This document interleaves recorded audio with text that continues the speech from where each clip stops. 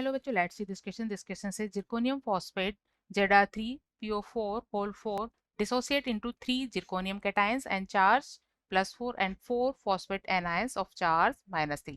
If molar solubility of zirconium phosphate is denoted by S and its solubility product by Ksp, then which of following relationship between S and Ksp is correct?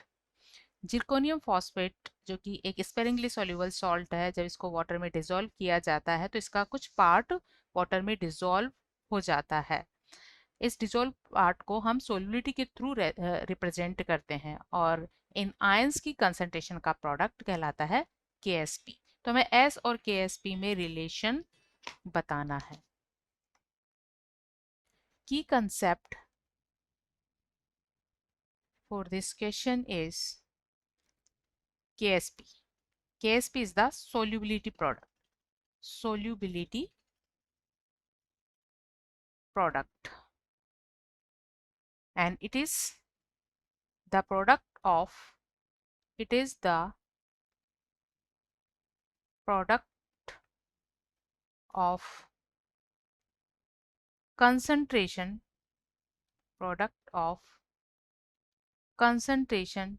of soluble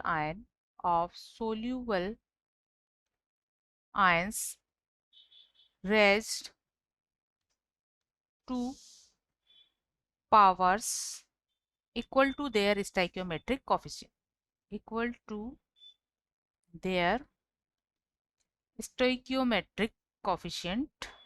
in chemical equation. Stoichiometric coefficient their stoichiometric coefficient in chemical equation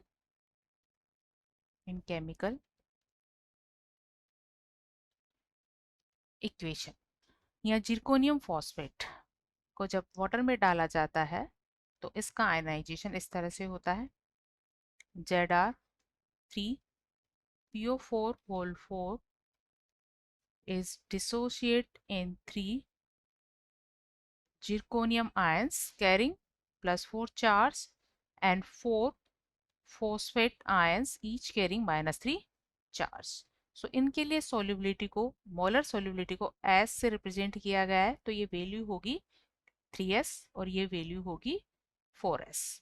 और क्योंकि KSP according the definition ये होती है zirconium +4 rays to power 3, क्योंकि इसका stoichiometric coefficient 3 है, multiply with phosphate ion concentration raise to power 4।